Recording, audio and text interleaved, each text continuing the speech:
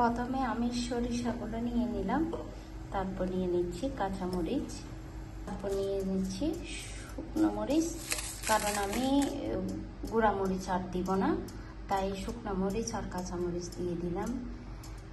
একসাথে ব্লেন্ডার করব বলে দিয়ে দিলাম কিছু গোটা ধনিয়া,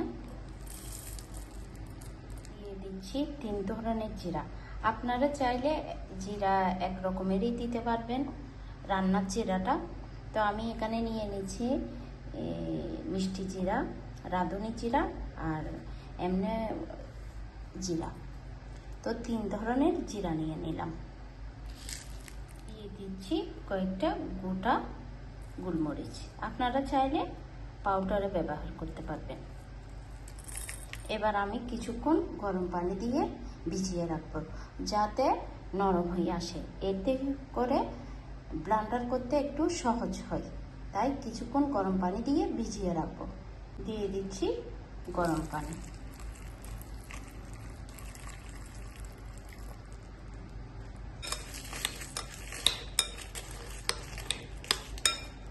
এভাবে একবার মাছ রান্না করে খেয়ে দেখবেন অনেক স্বাদ লাগবে। কারণ বাটা মশলা দিয়ে তো এমন যাই কিছু রান্না করেন না কেন সবগুলা স্বাদ হয়। তো এভাবে কিছুক্ষণ 5 মিনিটের জন্য আমি ভিজিয়ে রাখবো।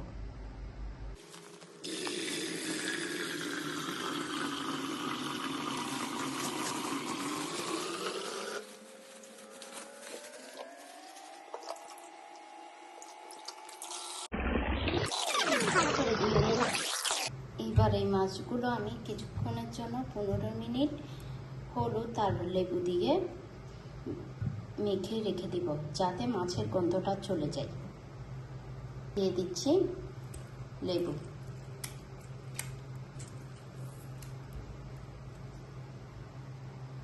দিয়ে দিচ্ছি হলুদ। এভাবে মেখে কিছুক্ষণ 15 মিনিট রেখে দিব। এভাবে আপনারাও যে কোনো মাছ এভাবে হলুদ দিয়ে লেবু দিয়ে কিছুক্ষণের জন্য রেখে দিলে তাহলে মাছের গন্ধটা চলে যায়। রেখে দিলাম। আজকে আমি মাছের সাথে দেশি কাঁকরোল দিব। দেশি কাঁকরোল দেখতে পাচ্ছেন, দেশি কাঁকরোল দিব, তাই কেটে নিচ্ছি।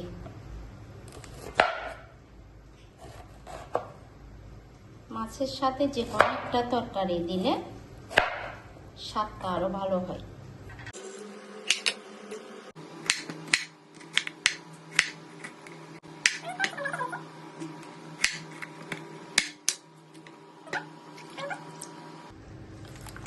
আমার আব্বুর খুব পছন্দ, মাছের সাথে যে কোনো একটা তরকারি দিলে আমার আব্বুর খুব ভালো লাগে। আর তাই আমাদের ঘরে মাছ রান্না করলে যে কোনো একটা তরকারি দিবে। তাই আজকে আমিও ট্রাই করছি মাছের সাথে যে কোনো একটা তরকারি রাখার জন্য। কেটে নিচ্ছি মাছের জন্য টমেটো, মাছের জন্য কেটে নিব পেঁয়াজ। পেঁয়াজ এভাবে পানিতে কিছুক্ষণ এই 1 মিনিটের মতো ভিজিয়ে রাখলে ভালো করে ইয়াগুলো তুলে নিতে পারবেন। এই শুকনা পেঁয়াজ যদি আপনি কেটে করেন তাহলে অনেক পেঁয়াজ বাদ হয়ে যায়। পেঁয়াজগুলো আমি এভাবে বড় করে কেটে নেব, কারণ এগুলো ব্লেন্ডার করব আমি।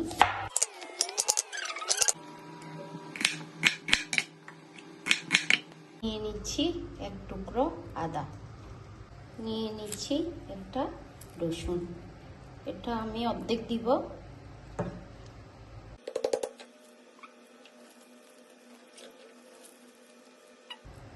আর দেব না। আমি সবগুলো ব্লেন্ডার করে নেব।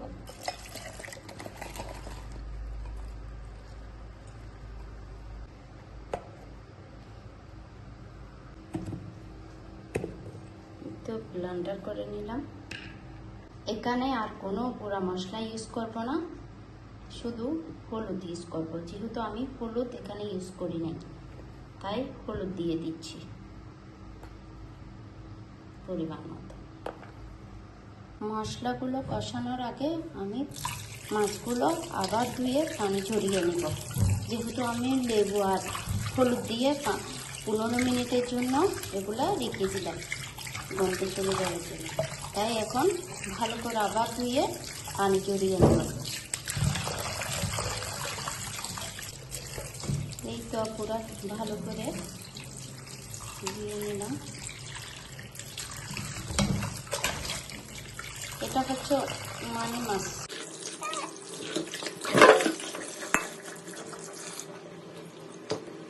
বিসমিল্লাহ বলে চুলাটা জ্বালিয়ে দিলাম। বিসমিল্লাহ। কড়াইটা গরম হয়ে এলে তেল দিয়ে দিলাম।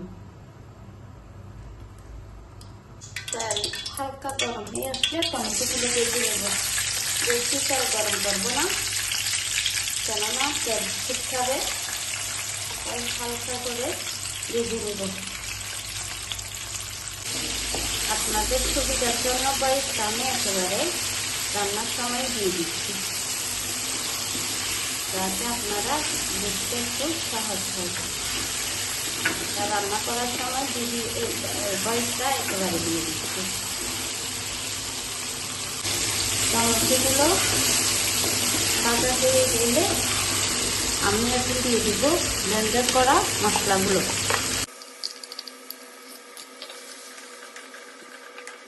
দিয়ে দিচ্ছি লবণ। ভালো করে একটু ভেজে নিচ্ছি, কাঁচা গন্ধটা চলে যাওয়া পর্যন্ত ভালো করে একটু ভেজে নেব এভাবে। আপনারা দেখতে পাইছেন তেল কোনো ছিটকায়নি। টমেটোগুলো দেওয়ার সময় এভাবে রান্না করবেন, অনেক সুবিধা হবে আপনাদের।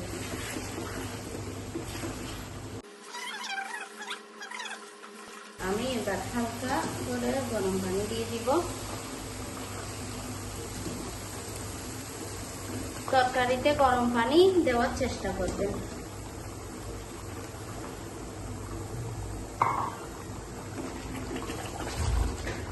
সবসময় গরম পানি দেওয়ার চেষ্টা করবেন, এতে করে রান্নাটা অনেক স্বাদ হয়। কিছুক্ষণের জন্য ঢেকে রাখবো। ঢাকনাটা দিয়ে নিচ্ছি। দেখতে পাচ্ছেন তেলগুলো বেশি উঠছে।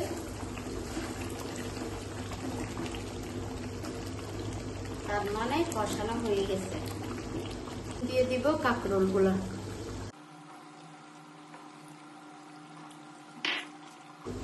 কাঁকরোলগুলো দিয়ে দিলাম। কাঁকরোলগুলো দিয়ে কিছুক্ষণের জন্য কষিয়ে নিব।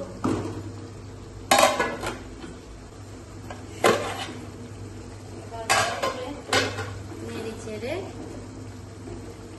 মাছগুলো দিয়ে দিব।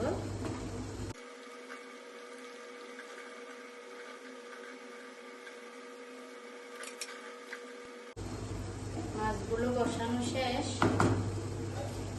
কিছুক্ষণের জন্য ঢেকে রাখবো।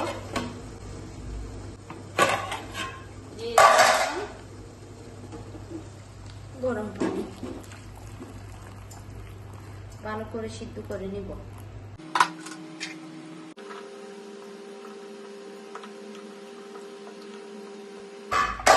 এখন ঢেকে দিয়ে 20 মিনিটের জন্য হালকা আছে রান্না করে নিব।